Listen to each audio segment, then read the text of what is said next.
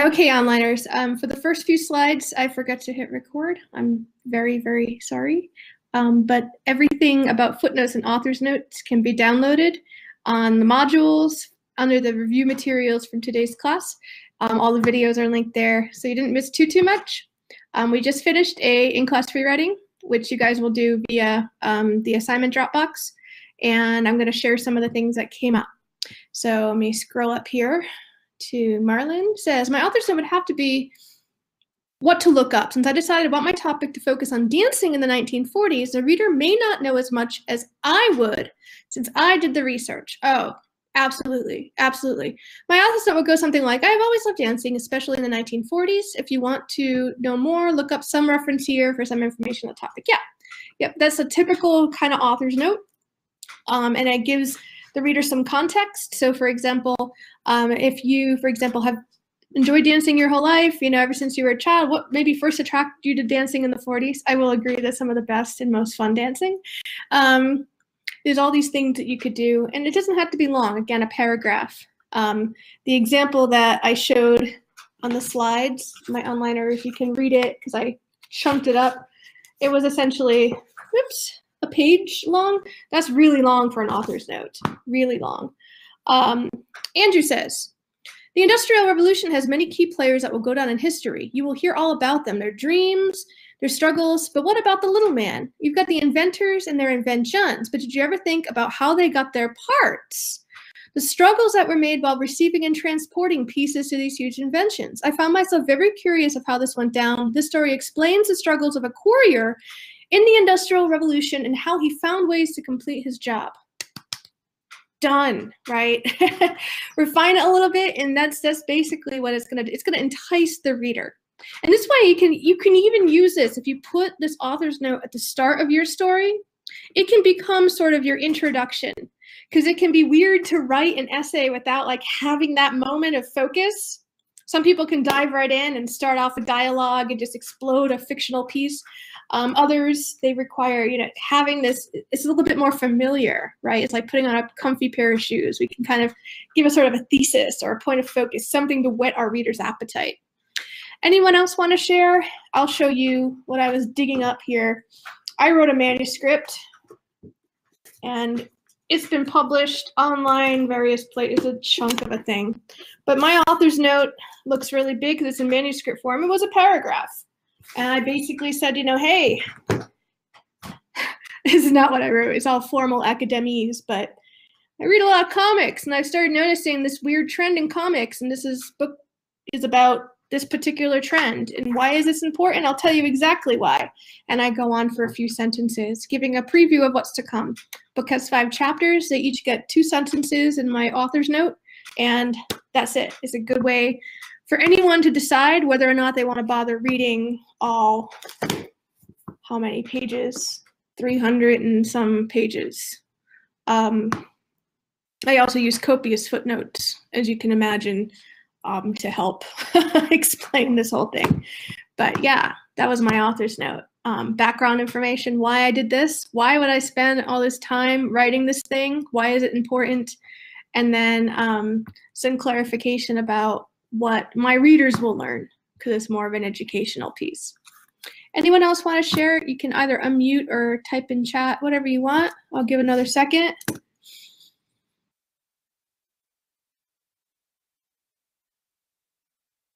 Okay. So just to remember, we have our, oh, hello, hang on a second. I'm getting some lag. Let them catch up here. We have our 2 requirements. Footnotes, at least 5. They could be citations, or they can be additional information. And much like the samples here, sometimes they define, sometimes they straight up cite, sometimes they comment. You can have more than 5 footnotes, and you can go and get crazy if you want to, like this particular author did. Although, yeah, you don't have to quite get this crazy, but as an example. People tend not to forget the footnotes. You don't have to use in-text citations. Use footnotes, footnotes, footnotes. People do tend to forget the author's note, and One more time for the good of the order. The author's note will be either at the beginning or the end of your story. It will give that sense of context. So the one I read from Andrew was more of an introduction. The one that I shared from Marlon was more of a, this is something I love and I want to share it, and here's where you can find more information. There are 6 typical things that it does. You don't have to do all these 6. And again, it can either go at the beginning of your story or the end of your story, your choice. The norm is to put it at the beginning. Okay, where are we here? I think what we're going to do now is I'm going to switch gears onto screen sharing because we're going to look at another example. Okay, so I talked about our author of the day, Seth here. We looked at his author's note, and I've talked a lot about this book in class already because it's a very interesting work of creative nonfiction. What I want to do to introduce it, let me switch over here out of this slideshow because the slideshow is no longer of use to us. What I want to do to introduce it is show a little bit about who this author is. This was a short thing that a online, I guess, blog put together about this book that we're reading or that we will look at in class. And it gives some examples from the book, and you see the author talking about the book. So while this book itself does not have an author's note, right, watching this is a little bit like an author's note. So it's 7 minutes. I'm going to let this run, and then we're going to dig in and look at how the medium affects the message, right? We looked at World Without Oil, which is more of a game-based medium. We looked at Larson's Devil in the White City, which is more of a traditional creative nonfiction. And this is sort of a blend of both, okay? Once again, it tells the story of the cartoonist himself. He's named in the book, his friends appear in the book, and his quest to find information about an obscure cartoonist named Kalo. And he gives us a full view of the author's research quest. And as the chapters roll on, we get more and more details about this guy. It seems absolutely nonfiction from start to finish. A lot of people thought it was nonfiction from start to finish. But as we'll see, that wasn't exactly the case. There was quite a lot of creativity blended in with that nonfiction. So without further ado, I'll let this one roll.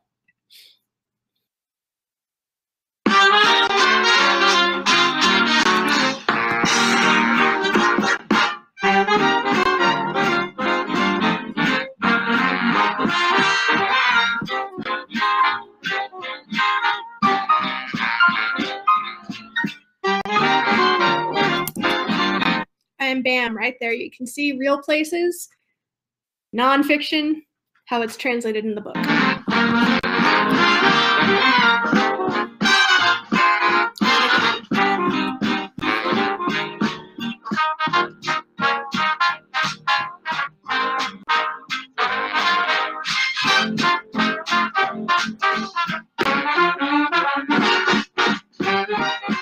Cartoons have always been a big part of my life.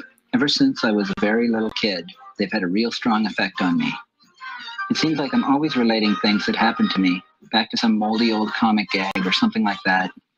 I think about this kind of stuff too much if you want to know the truth.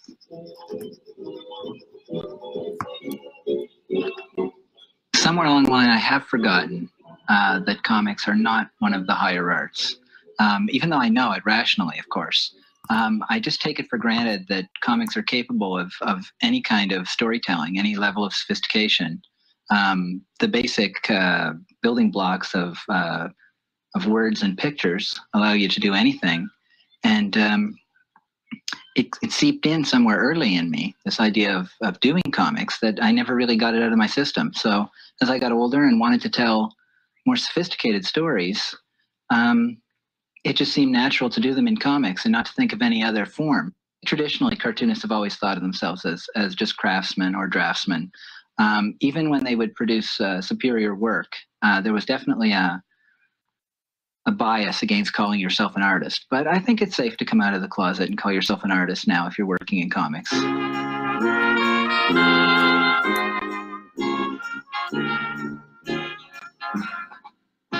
For a couple of years, I actually had myself convinced that I'd be happier living in the past, the 20s and 30s specifically.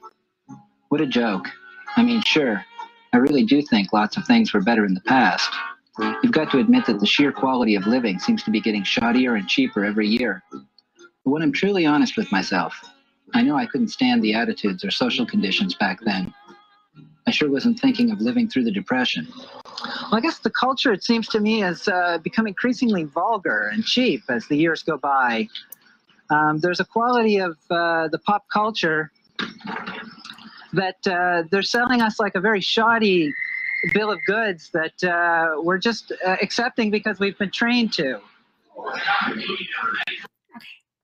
And I'm going to stop it there because that gives us enough of the theme here that bakes up this particular story. Let me see if I can actually move it so I can make sure I'm not making weird faces here on webcam here. Okay. And this slideshow was too large to upload, so I'm hoping that it'll be somewhat visible here.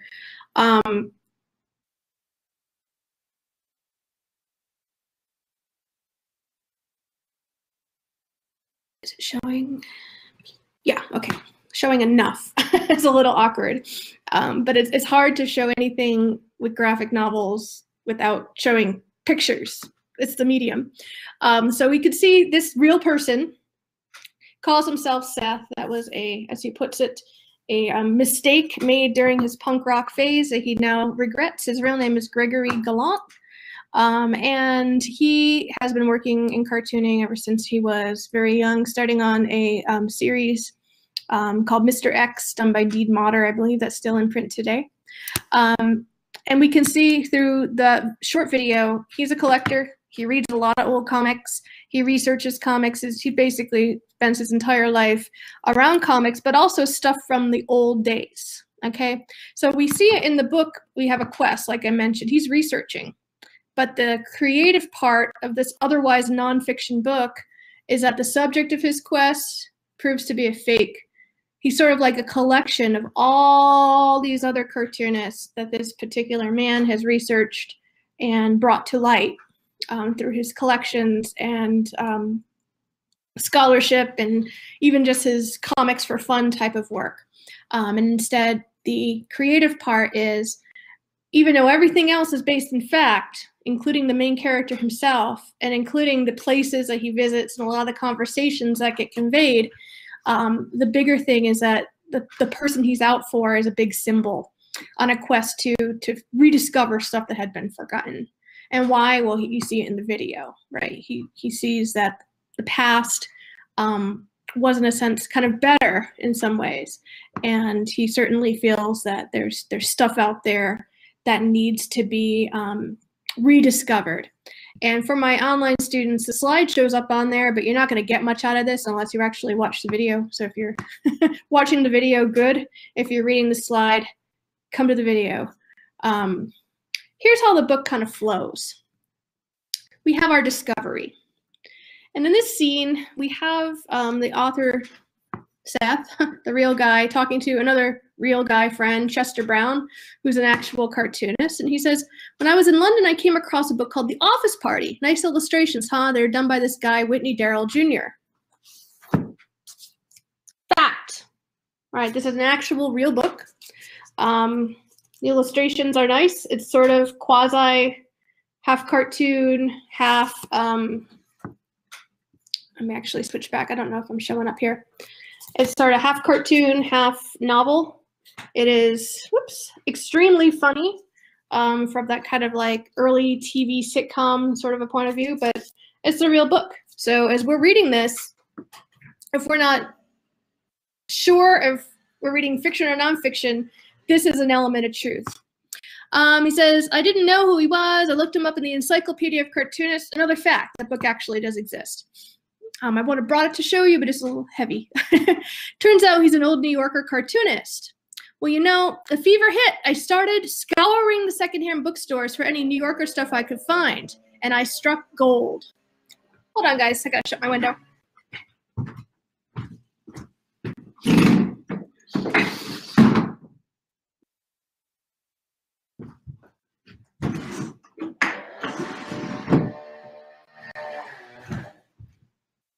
which helped almost zero, but I'll just talk louder.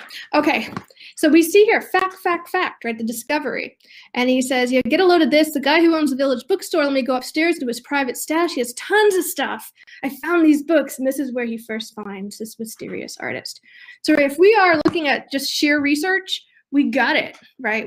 He's referencing actual published books. He's referencing a source, the Encyclopedia of Cartoonists. He's referencing New Yorker publications. We have two guys who existed in real life. Just here, they're in illustrated cartoon form, right? So, you know, we're setting a stage here. And I just showed that. And we get to the quest, right? Traditional research.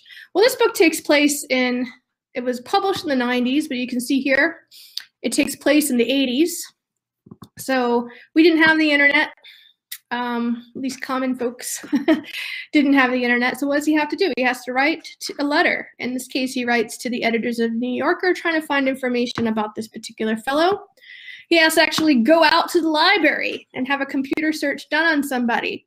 And, you know, go down there, we'll handle it for you. So like, this is like a big thing, you know, that had to be done by somebody else, but traditional research, book research, writing letters, trying to get to the information.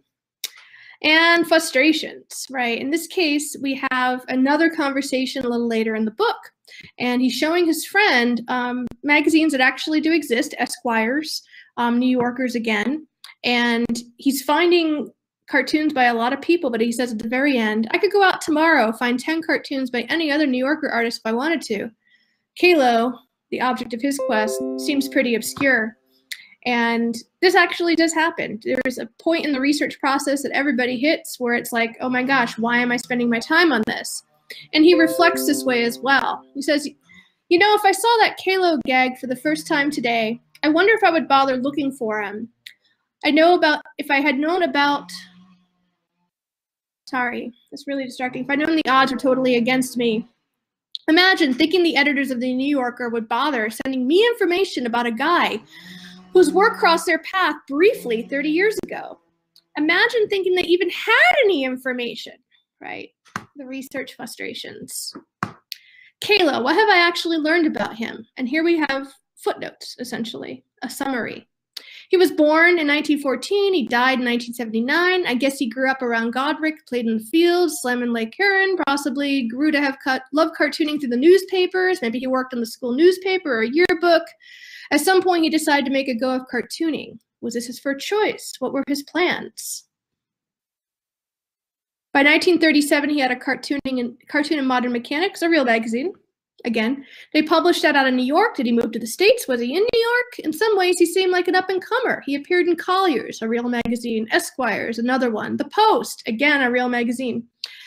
He was up there with third stringers like Jeff Keats and Henry Buttenoff, both real cartoonists. So he's sticking real references in with his creative story. And then in the 51, the pivotal New Yorker cartoon, what happened there? Why didn't they buy any others? Through the 50s, it was all downhill, girly mags and cheap digests. By 1960, it seemed to be all over. No more cartoons that I can find. He was married. He was a businessman. His name was Jack Calloway. Piece it together, and it's barely a quarter of the puzzle, just empty facts. This appears literally right in the middle of the book. So we get this kind of musing on who this guy is, right? But does the research continue? Oh yeah, sure does. He goes out into the field. He interviews the guy's daughter. She shows him a photo album. The photo album's reproduced in cartoon form on the front and end pieces of the book. He goes and talks to Jack's old friend who tells him he had to give it up. Having a family takes money. He had to quit fooling around and get down to it. His real talent wasn't drawing, but business. He was an excellent businessman. He talks to Kalo's mother, supposedly. Again, this is all creative. This part of the story is completely made up. I have some cartoons here if you'd like to take a look. And the mother laughs and says, I'd forgotten how nicely he drew. And then, of course, we have artifacts and citations. These come at the end of the book. We have actual supposedly reproductions of magazines. They're not. They're not. He found actual magazines. He cut out what was here and put in his own work. So these are not Kalo cartoons. They're Seth cartoons.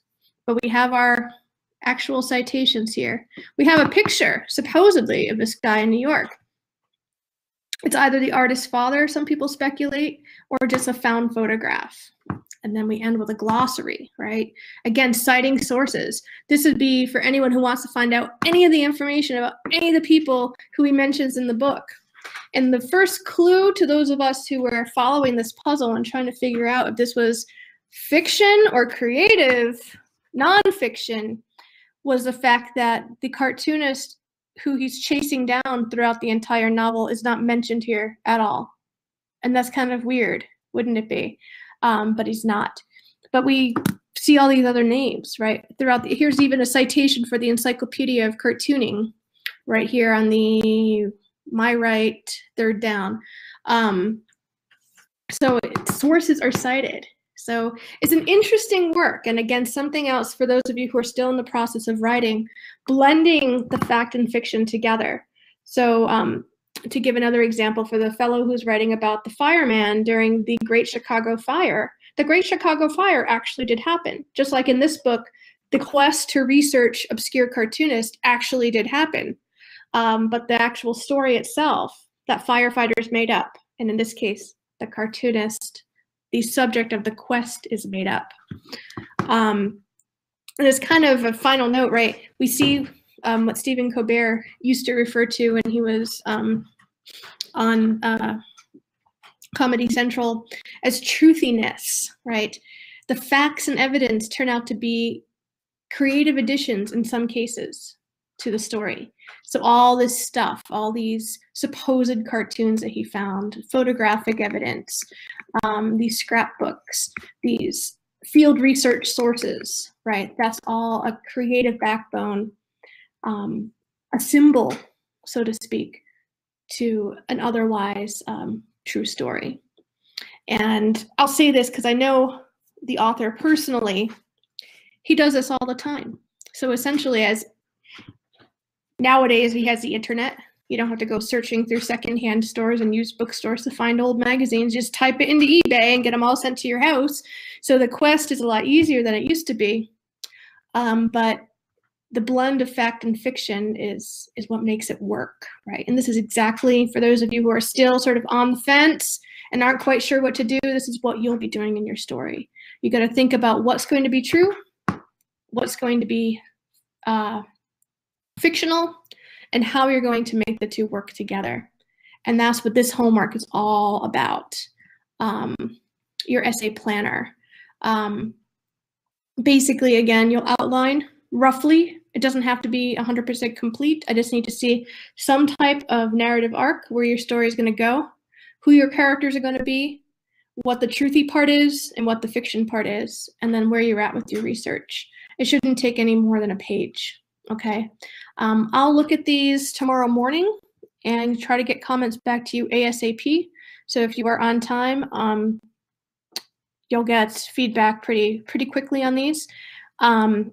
If you didn't get your author's note done during class, there is the assignment here. This also applies to anyone online. It's called Attendance and Participation Conference on 10/17. And this is where you can Dropbox it. If you've already shared, Marlon, Andrew, you're off the hook. You don't have to worry about it. But I want to see these. And I'm making a point, again, because this tends to be where students lose points because they get so caught up in the story, they just forget. They forget about this part. And it is very important. Okay. I'm trying to think here.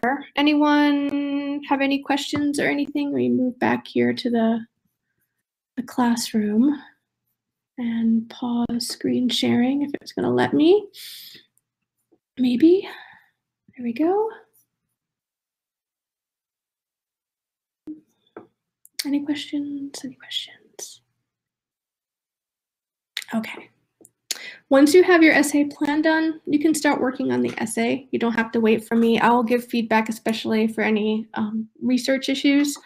So if you're ready to start that, for those of you who have already submitted the essay plan assignment, just roll with it, okay? Again, today we're ending early on purpose because I want to be able to help out in any way I can. If you write your author's note and want to share it via chat or Skype, you can do so. I will be online on both mediums. Again, my Skype username, Kathleen.Dunley. I'm typing it into chat now for easy copy paste. and I will be there and in Canvas chat until 1:20 when I have to get to my SIP classes. Okay? Okay. Well, thank you for paying attention and listening, and good luck as you work on your plans. Please come to me if you need any help or just have any questions whatsoever. And if not, I will see you on Thursday when we'll wrap this up. Okay? Take care.